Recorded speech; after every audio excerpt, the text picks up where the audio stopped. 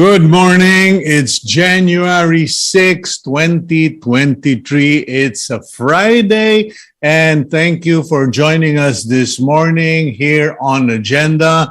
I'm your host, Cito Beltran, where we hope to bring you today a very educational, very interesting subject matter with a very respected resource person.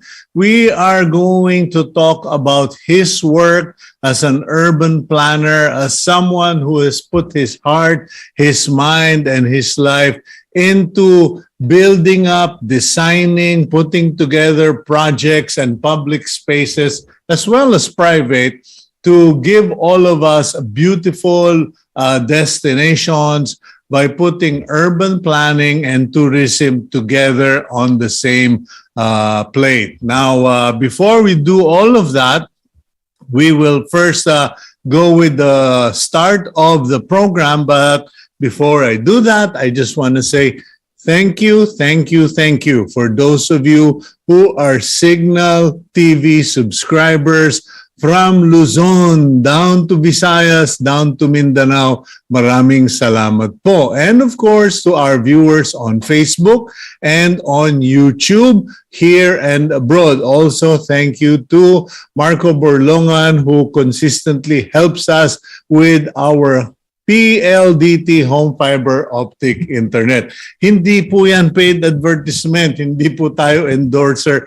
Appreciative lang po tayo that wherever we go, when there is PLDT home fiber optic internet, I can do my program. Sana one day sa Sagada meron na rin. Although maganda naman ang signal doon ng Globe, in fairness. Okay, let's go to our daily starter for the day.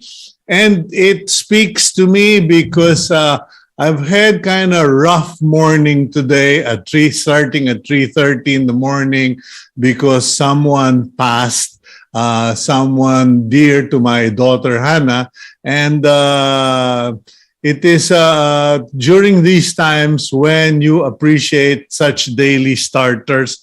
And our daily starter is kindness is not an act. It's a reflection of your soul.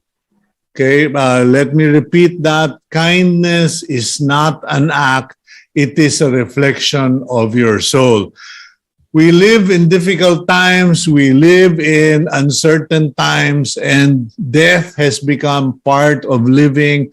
And while we think we're getting used to it, it doesn't change the fact that parents should not bury their children. Spouses should go through life to the very end. And poverty should not determine the quality of our life. And the only game changer in all of that is acts of kindness.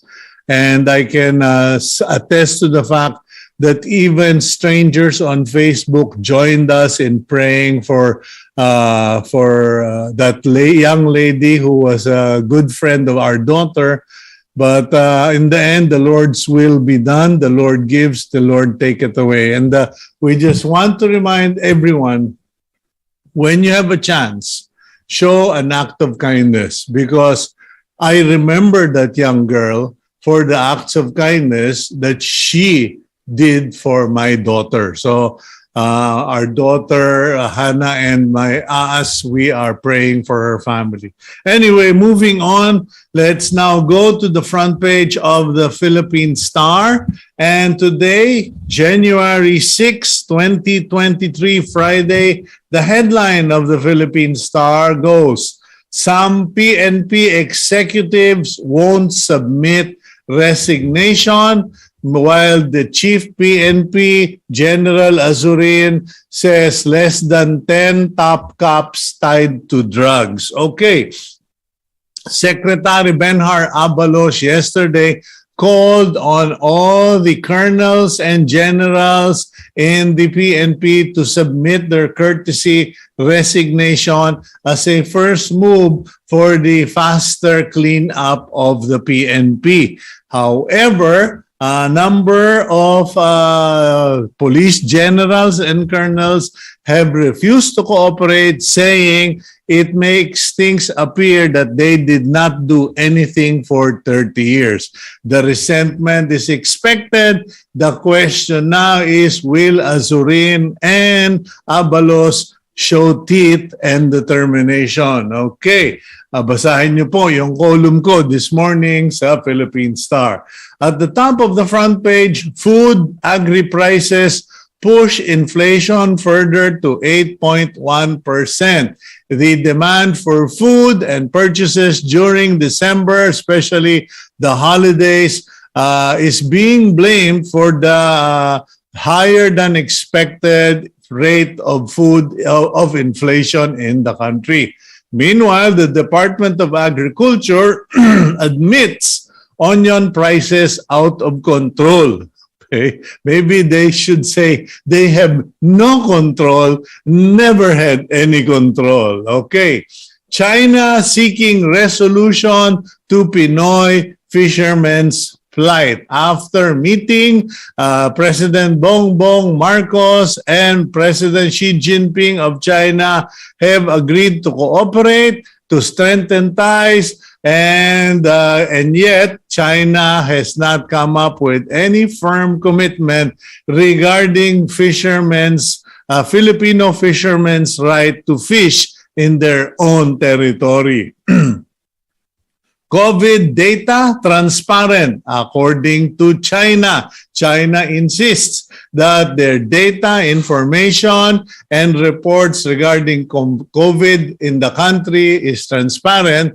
But on the other hand, the countries all over the world are not taking that as gospel truth and submitting all inbound tourists from China or visitors from China to antigen or RT-PCR testing. Okay. Meanwhile, the Office of the President clears former Department of Agriculture and Sugar Regulatory Authority officials in the the controversy regarding the order to import that started at the start of PBBM's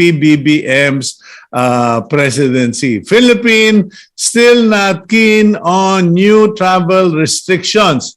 Transportation Secretary Jaime Bautista and some health experts have asked the government to impose travel restrictions on Chinese visitors, but the president said that the Philippines is still not keen on reimposing strict COVID-19 rules for visitors, especially from those coming from China. Okay, meanwhile, still related to that story, you have a photo at the bottom of the Philippine Star.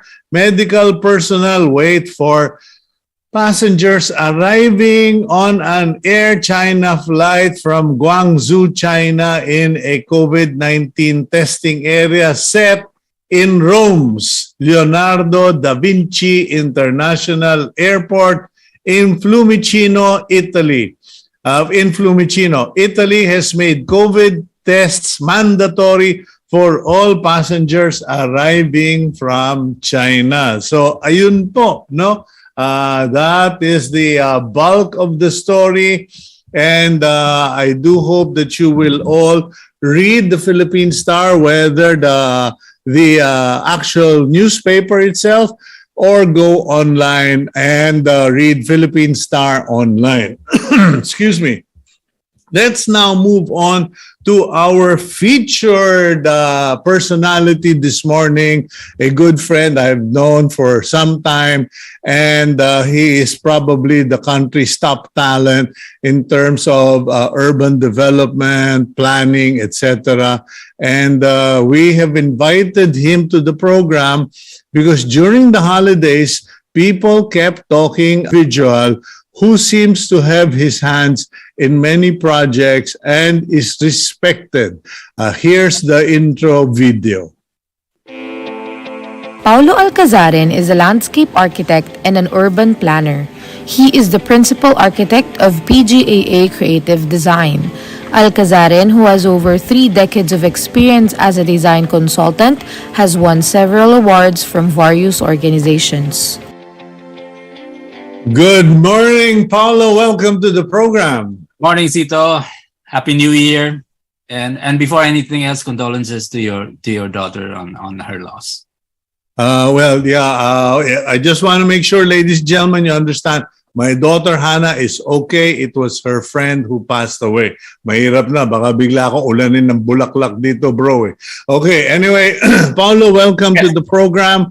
And, as I mentioned to you earlier, you've been the talk of the town during the holidays because a lot of Filipinos have been traveling, going around.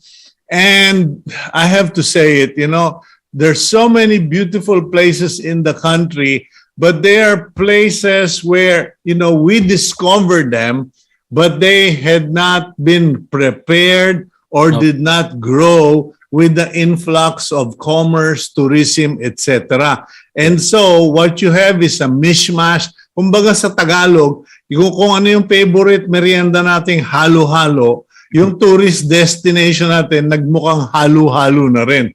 And your name keeps coming up. People said, Buchanko and all the columnists I've been meeting with, they were all saying, the government should just appoint Paulo Alcazaren as the guy in charge for all of this. Why are you the go-to guy? What exactly does Paulo Alcazaren know that we don't? Somebody said, pare, tumulong lang naman yan sa Singapore eh. Ang laki ng contribution yan sa Singapore tourism. What exactly did you do for Singapore, Paulo? Yeah, I had a consultancy office, and I was seconded into government for 2 years. And during my consultancy, we had a lot of hospitality projects, meaning hotels and such. But I was seconded to government for 2 years. And worked as liaison between the Urban Redevelopment Authority or the planning agency and the Singapore Tourism Board, looking at the tourism destinations, 5 major tourism destinations like the Singapore River, Little India, Orchard Road. And I assisted in crafting frameworks for development.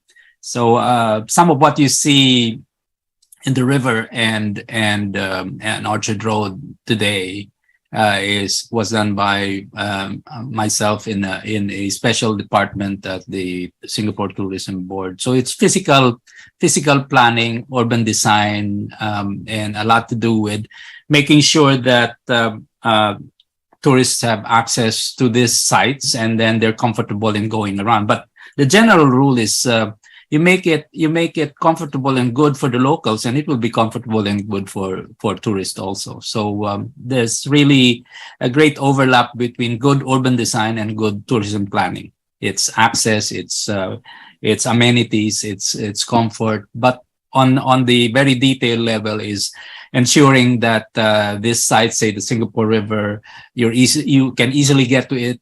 You can navigate it. You know where to go. There's a wayfinding system.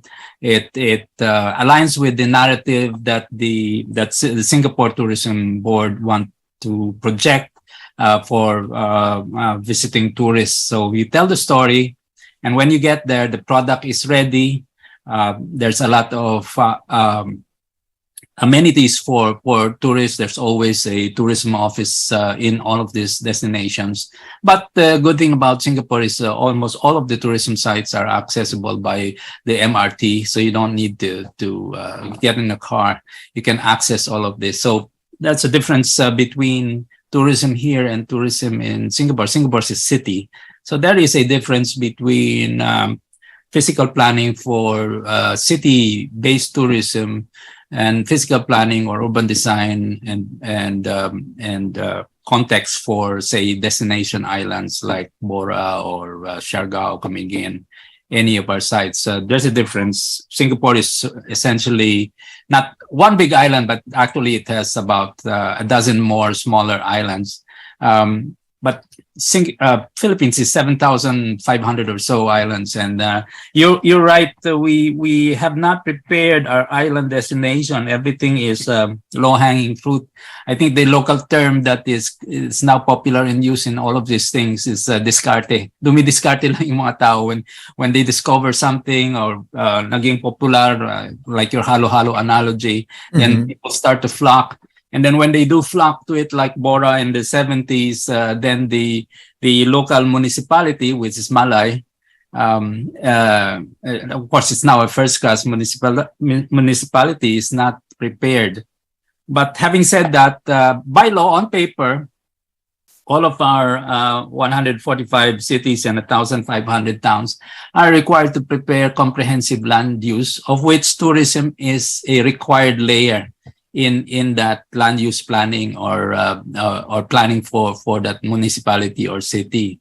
Unfortunately, of course, a lot of these towns and cities have other priorities or agendas, and often you find that the preparation for tourism is lacking. But is tourism the key point, or should urban planning be the primary requirement for any place? Because I just recently came back from Sagada, and I'm sure you've been there several times, and I love the place. And I was expecting that the place won't be crowded, would be quiet, etc. But it felt like Baguio in the early 80s. The roads were literally full of people. Cars had to stop to give way to each other, etc. And it still remains beautiful, but it was a nightmare to be in the town. Many of us just hung out in areas outside of the town center. Yeah.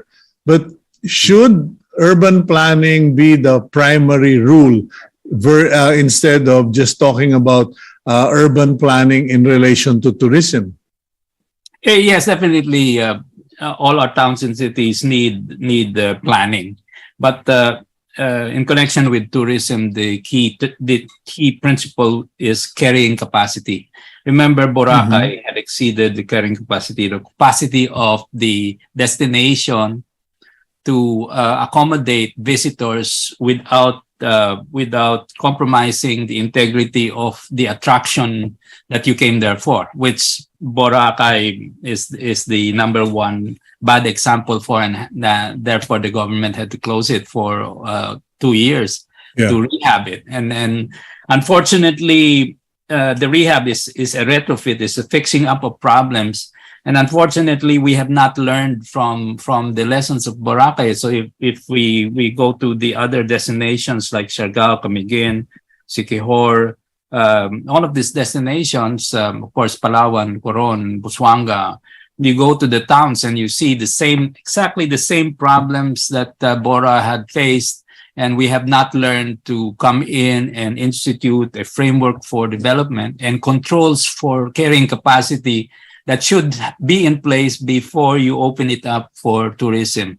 So we have not learned, and that's my firm, we do a lot of private development, resorts and hotels. People have come back in the last 6-7 months. Most of our clients who had shelved projects in March of 2020 are now back and wanting us to complete the work so that they can open in 2 years when tourism is going to be back up to 100%. But the context for development of these resorts is lacking in terms of basic infra. We had just completed the tourism master plans of Camotes and Bantayan Islands in Cebu. And like most of the other destination places in our islands, basic infrastructure is lacking. Access in terms of transport by ports or airport, power requirements for resort development is also lacking, both for local needs as well as for tourism needs. And then basic services like sewage and water is also lacking, again, both for local needs as well as for specifically tourism needs, which is slightly different. So there's a whole lot of planning that's needed, and it's not being done. The government through the DOT and TIESA has some funds, although in the last 2 years, most of the funds have been shunted to fight the pandemic. So now with the new budget cycling and funding back in DOT, hopefully these funds can go to assisting local LGUs and provinces to set up tourism master plans. Okay, Paulo, I hope you can bear with me because just so people properly understand the importance of this subject matter. As far as urban planning is concerned, if you were asked by a viewer, can you please explain what urban planning, basic urban planning for the Philippines would require? Well, by law, the requirement is that all towns and cities are required to prepare a comprehensive land use plan, which has to be reviewed every 9 years. And this physical plan is based on an economic plan that all these LGUs have to set out a roadmap, so to speak, for economic development. Say you focus on agri or agribusiness or light industrial.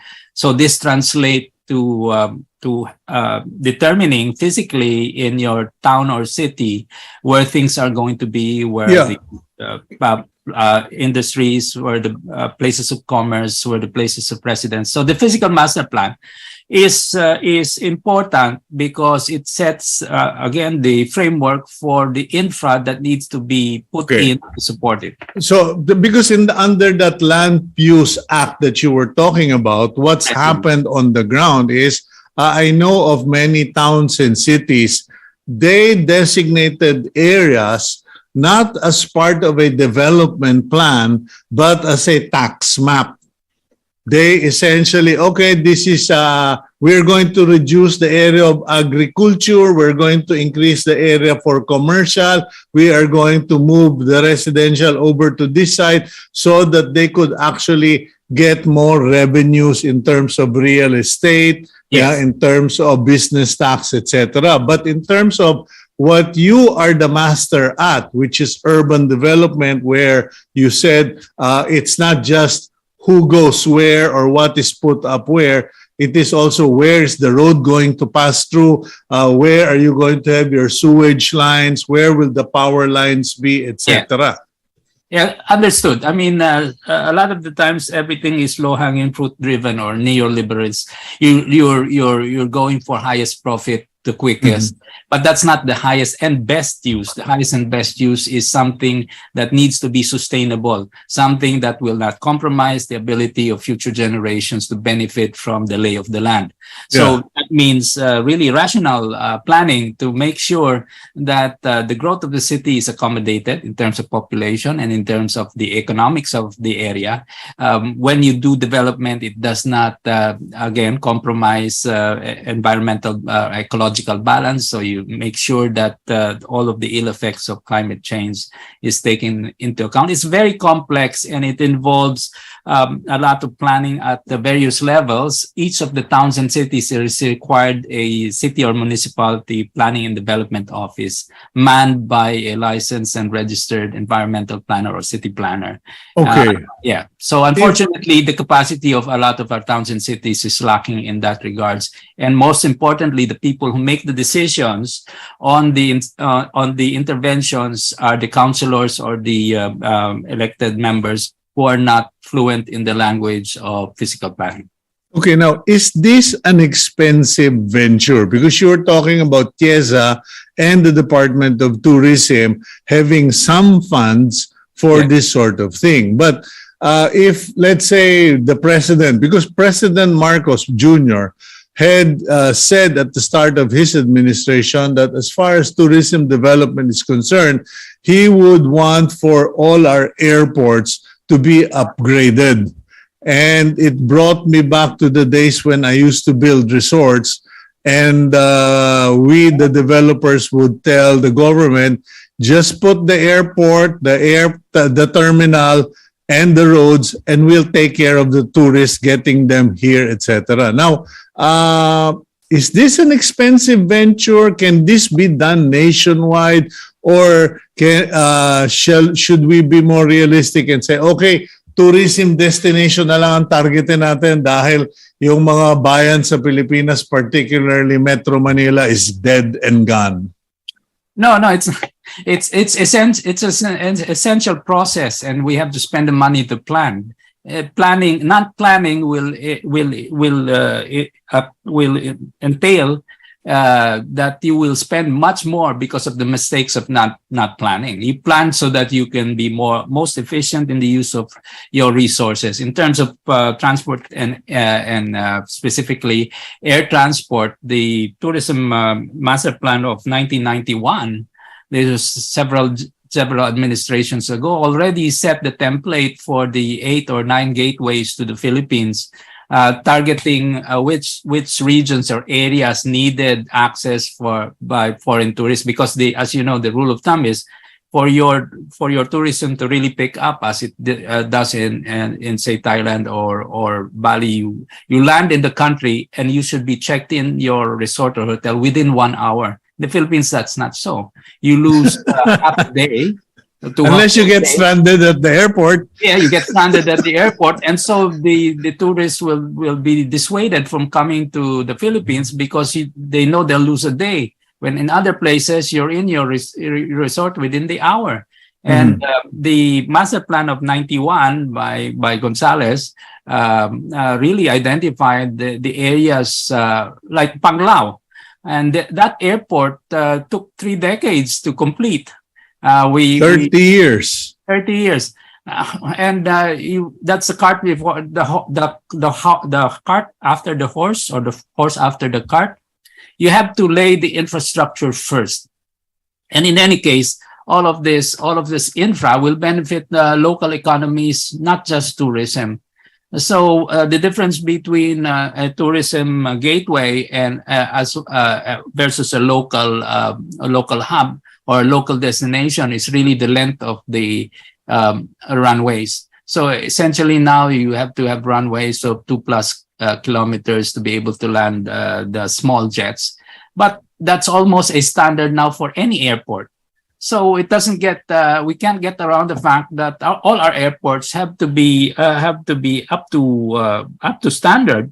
And of course, for safety, we have redundancies to ensure that the glitch that happened a couple of days ago doesn't happen again. Okay, now how would you go about it if by some miracle, and I am not wishing you ill, but if by some miracle President Bongbong Marcos called you and said, Paulo, please do the country a service. Please do me a favor. I want you to start up urban planning in a serious way. What would be ideal with you? Because apparently I heard you were also involved, or are you still involved in the Iloilo City urban planning project? Yes, that started 10 years ago when Senator Drilon brought us in to improve the riverside, and we designed the Esplanade, which is a long process of stakeholder involvement. Of course, it's been a success. We're now in phase 9, and the total area of the Esplanade is essentially a linear park about the size of Rizal Park. But that's led to other projects in the city. We were then retained by the NHCP to do the conservation master plan of the historic core, which is essential to attract tourists to your cities. You identify your heritage, and then you give incentives for building owners to keep this historic buildings, because that's what people come to. You have to have a story. If you go to a place and there's no story, then why go to that place? And so we've also been retained by the city to improve the 6 heritage plazas. Again, these are open spaces. It's full of history, but it's also important from the point of view of contemporary use, especially in the last few years. We've all realized the need for open green spaces. So parks and plazas, and a lot of our towns and cities have them, but these spaces are mostly compromised. I just came from Bohol and did a survey of about 15 towns there, and a lot of the plazas and parks are left unmaintained and lacking in amenity, even for the locals. So what we need to do, there are a lot of overlaps between providing amenity for locals and providing amenity for visitors. We can address both, and both needs really come together. Okay, but this require a lot of money because I volunteered you to help our friends in Sagada if they were serious about urban planning and figuring out what to do. I didn't speak with the local officials. I spoke with business people there, and they all shared the view that something has to be done now, or whatever they are reaping are going to be lost in the future. But let's go for a quick break, Paulo. When we come back, I'd like to pick up on that question. How expensive is urban development in real terms? And what are the processes? How long does it take for you to see the results? We'll be back here on Agenda after a few minutes.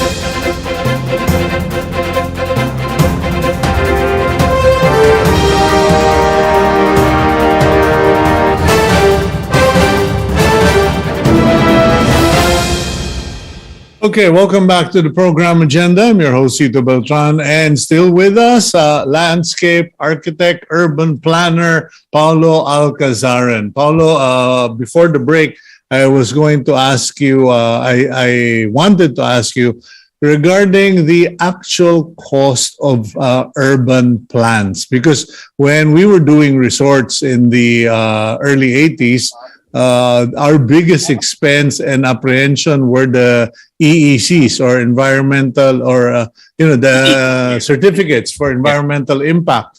And nowadays, what is the cost of having an urban plan commission with Paulo Alcazaren? Well, I'm a member of the Philippine Institute of Environmental Planners, and the firms that are practicing planning will charge anywhere from a couple of million, 1 or 2 million, to over 10 to 15 million, depending on the scale and scope of the project. And then if you're providing tourism master plans for cities again and towns, it depends on the size of the cities. It's in the millions because it requires a lot of data gathering and groundwork and coordinations with over a dozen different agencies. So the scoping and the data gathering takes about 3 to 4 months if it's a city-sized tourism master plan, to half a year to a year if it's a provincial or regional. And then we work in teams that have several disciplines, and that's up to about a dozen different people working with the local LGU plantillas to put together the plan, to craft it, and then to get it passed. So the plans will range really from just a few million to tens of millions, depending on the scale of work. But the actual implementation and the cost of this can be shouldered by DOT to a certain extent. Yes.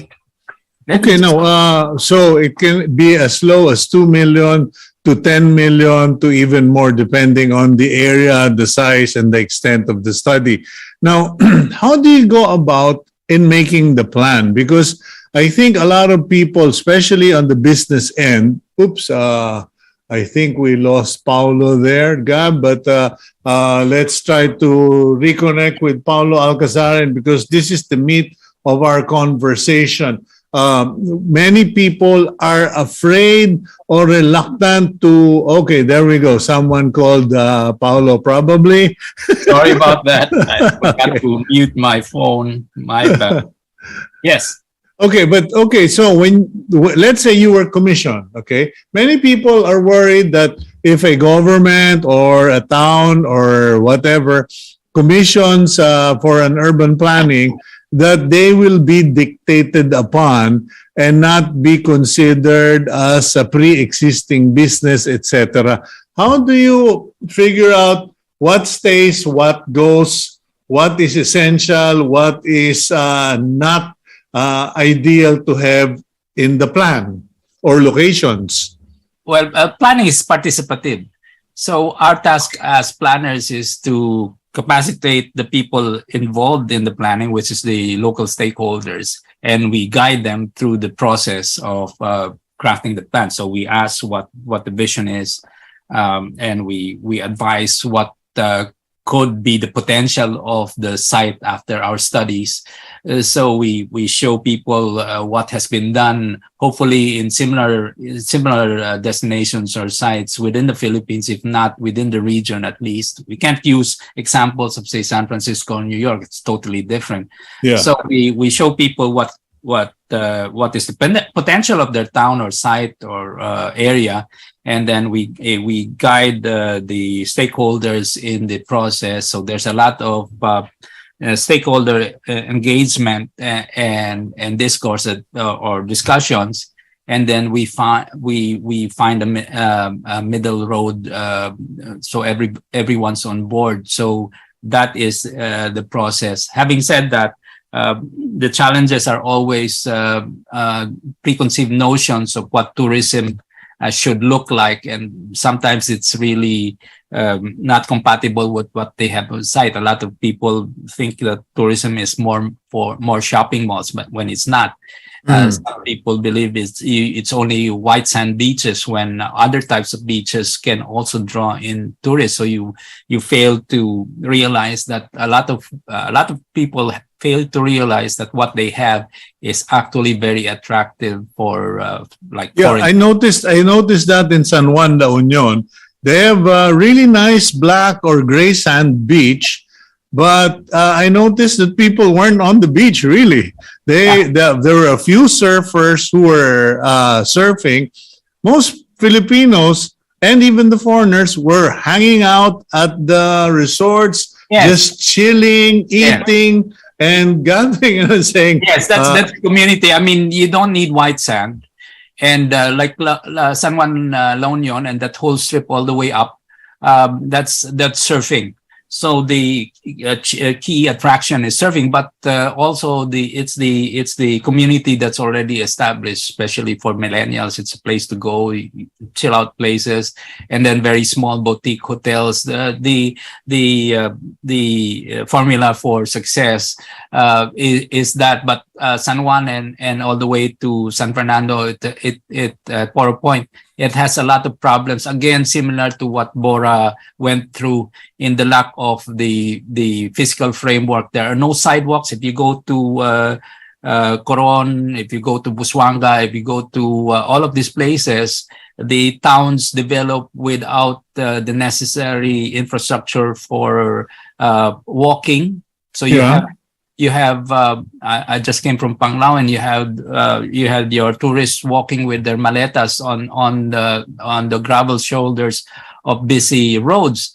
So you don't put in the infrastructure necessary for safety and comfort of visitors. Totally lacking. We were part of the team that had to retrofit Bora to provide for those basic amenities, STPs, sidewalks, open spaces, access to. You mentioned that, and I was about to ask you, what solution would you come up for places like Sagada, Baguio, Lipa City, where I'm a regular, I'm a resident of Lipa, and I don't go out to the city anymore. I just send people because I said it's just, waste of time just sitting in traffic. And I said either they cut through the city, create a multi-lane highway, or they just stop all of those vehicles from entering the city and just put up circumferential roads. What is the solution? Like Sagada, should Sagada town simply be a pedestrian town and all the vehicles stay outside? Exactly. Sagada is a small town, and its carrying capacity is also small. And one must not forget that Sagada is not the only town. I mean, the whole region is filled with places that could be visited, but don't have the capacity to absorb, or are not known, or are not pushed. So the task of the Department of Tourism or the Regional Tourism Planning is to identify these towns and to spread the tourists so that the capacities are not overreached. And then this overreaching, of course, you have to balance the need for profit versus the need to contain development, so you're not degrading Sagada. I believe that Sagada is controlled by the elders, and they should, and they have that problem. Some of them want more visitors, while the others want to protect. I understand that the elders actually have an agreement or a pact where they are not to sell any lands to outsiders who cannot trace their ancestry or heritage to Sagada. Yes, but that doesn't stop people from operating small inns. And the problem there is that they're small, and then a lot of the standards in Sagada are not met in terms of creature comforts for. Driving from Sagada down to Baguio on the Halsema Highway, I noticed that there was a similarity in new constructions. Yes. They were all mostly 3-story concrete buildings, etc. And it kind of veers or departs from the traditional galvanized or old wood type of structures. And I was saying, this is the way to lose the heritage when people have too much money and not enough appreciation for heritage. Yes, one of the things we do for regions or sites is a VRA, or Visual Resource Audit, which determines the views that the important views that should be conserved, so you don't mar the views, so you don't have photo bombers that are out of place. So this VRA is standard for other countries, but it's not done here. And we were trying to introduce. It's very hard to explain to people that you have to do this audit. So that you put your resorts and the places at the places of interest with the views. So like mine's view of the view of Mines View Park has been degraded over the decades, and so you don't have the view anymore, right? Yeah, I mean, that's always my question. What view are you What you people have- talking about? There's It used to just be- this it used to gully. be there. It used to be there. So the key is really to identify key views and to make sure that nothing compromises them, and you build around that. And that really requires that you have a framework and context for everything. And then you can assure the people there that there are things that they can do if they're up after profit from tourism. Yes, these are the potentials, this is the capacity, and this is what you can build. And this is how you could and should build, so you don't compromise the views as well as the local culture. Vegan, Intramuros, the project of Acuzar in Bataan, they have somehow tried to maintain, sustain the heritage look, the Spanish era look. Now, is that an extreme, or, just for certain provinces, towns? Okay, we go back to the old style. We try to retain our past structures, etc. No, yes, vegan is a special case in that it's been able to maintain its district. But you can have contemporary development in tandem with the historic core, which is identifying the historic core for vegan, and then outside that core you can build higher and then denser, because it's walkable anyway, vegan. So even if you had and allowed more dense hotel development outside of Crisologo and the adjoining streets, it could increase the capacity. The problem is then you have to contain within Crisologo and its adjoining streets and have people walk instead of having the buses come in. Each city and town really has a historic core. It's not just Spanish era, it's also American era. And now we consider also the 40s and 50s as a special post-war era, where you have distinctive architecture and structures from that era, but people don't appreciate it. So our task as planners is to help people appreciate what they have and to craft the framework for development that allows for hospitality to come in, so that you have enough accommodations so people can visit these places of interest. So you have the places of interest, the product that you're pushing, or the experience that you're offering to people, and the accommodation. So often the problem is that one, you cannot access the site very easily. Two, when you get to the site, the product or the attraction is not there or prepared. There's no narrative. There are no tourist guides. And three, the accommodations are substandard. And the task of the DOT, and it's trying to do that, is to set standards nationwide for accommodations, as you know. And then for people like the TIESA to fund larger context development. But having said that, you asked a question of funding. Yeah.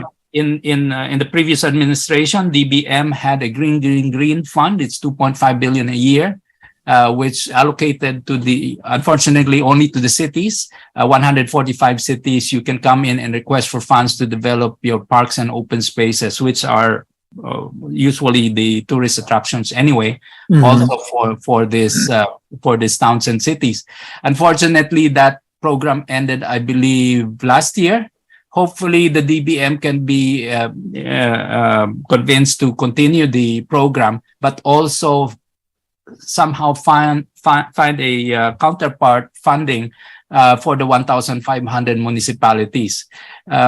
These funds can come from CCA, DRRM, so climate change funding is there, and it can be applied to parks and open spaces and plazas, which are also the sites of attraction for tourists. So there are overlaps, and there's funding, and it can be done. That's a good tip. Now, speaking of tips, for those who can't afford Paulo Alcazaren initially, maybe one day they will. It's But very for the affordable. small towns, etc., what advice can you give them? Like, a few tips that you can give the mayors, the elders, or town leaders, what they can do about making sure that there's some sort of plan and structure to the madness. First, we have to disabuse people of the notion that there's no funding. Even the smallest barangay has funds. It's just that the funds are not channeled properly. They go to beautification, but the beautification is superficial and not sustainable. So the reason you are consultants like us, planners, architects, landscape architects, is that we know how to help you use your money wisely. A lot of the beautification funds goes to planter boxes that are expensive but are not sustainable, to structures that are non-essential. If you want to start, I would advise mayors of towns and cities to first do a cultural audit. So the cultural mapping, it will identify the heritage sites as well as the non-physical attributes of the city, like the festivities and the practices. So your cultural mapping is the base for your tourism physical planning. So that's an essential thing, because you come in there, you need to know what you focus on in terms of physical development. But very quickly, to town plazas and parks, the very first thing, which is almost no cost, just labor, is to clean and clear. I find everywhere I go that the parks and plazas are just full of layers of additions that are non-essential. 3 or 4 different sets of lampposts, half of which are not working. The lawn areas not maintained. These are very inexpensive things to look at. The paving that is not maintained. If you just clean and clear with, and most towns and cities have budgets for cleaning and maintenance anyway, then you can you can fix the space and add on the enhancement in phases after. And it doesn't have to be long and wide. I remember in Dumaguete City, they have that promenade by the bay or by the sea wall. And, just keeping it clean and interesting and having some food vendors around, everybody just flocks there. Yes. The first thing I'd advise the city officials to do is walk where people would walk where the visitors would walk. All of these foreign tourists come in and expect to walk from their hotel to these attractions. But often, just stepping out of the hotel, you get run over by the tricycle and you have no way where to go. I mean, a lot of tourists beside Rizal Park think that they could walk from Malate to Intramuros, but the way to get to Intramuros is so wrought with safety issues that you can't physically get there without a big chance of getting run over. And no signs, no directional signs. Wayfinding signage. Yes. So it's put yourself in the shoes of the visitor and see what they have to go through. You don't do armchair planning. You don't do planning just sitting down. You have to walk where people need to walk and find out what they need to see and the directions they need to go. And when you get there, you have to ensure that the presentation is there, that the attraction is prepared for you, that toilets are clean, that there are people to help. That point about toilets, to all the mayors, governors, planners, please make sure that you have an equation or a formula of 1:3. 1 toilet for the men, 3 toilet seats for the women. That should be your average, because it is a constant complaint of women all over the world when male planners do the planning and they don't do the sitting. Anyway, go ahead, Paulo. Yeah, it's basic. A lot of it is basic, and it's not just for foreign tourists or foreign visitors. It's for the locals, because a lot of our tourism sites had been sustained over the pandemic by domestic tourism, and hopefully, we don't have pandemic again, but we have to fall back on local tourism, which can generate still a lot of profit for investors, and people want to travel. One thing that's good about the pandemic is Filipinos have discovered their own country. And that has led to a lot of tourism sites opening up. Unfortunately, like certain on both sides of Luzon, Pangasinan on one side, and Quezon up to Cagayan, the problem is you have the NLEX, TPLEX, SETEX. I'm sorry, but you cannot. It's faster to get to Baguio, which is under 4 hours now, than to get to, say, Lingayen and the 100 Islands, right? And then on the other side to Cagayan and the coastal areas of I think more than anything, the DPWH should make sure that when they construct bridges, before they do any interruption on mobility, that they build a temporary alternative. Because when we went to San Juan, the traffic was just so horrible because there were no people manning the area because it was a holiday. Anyway, Paulo, you've given so many tips, and that's why we love having you on the show. But I do hope more and more governors, mayors reach out to you, including our friends in Sagada, because Sagada, Lipa, many other places are beautiful destinations, but if they are not planned properly, disaster will inevitably strike. Thank you very much for your wise words and your time today, Mr. Paulo Alcazaren. Thank you, Cito, and good morning to everyone. Okay, Happy New Year, my friend. Happy New Year. Okay, that's urban planner Paulo Alcazaren. He worked with the Singapore authorities. He worked with the provincial and city officials of Iloilo. He has worked in so many places, and I do hope that our LGUs picked up on what he shared. Okay, let's now go to our closing blessing for the week, which comes from 1 Thessalonians chapter 5, verses 16 to 18. Rejoice evermore, pray without ceasing, in everything give thanks, for this is the will of God in Christ Jesus concerning you. Thank you for joining us this morning, this week. Please have a safe and happy weekend, and please show acts of kindness, pray for one another. Keep it here on One News.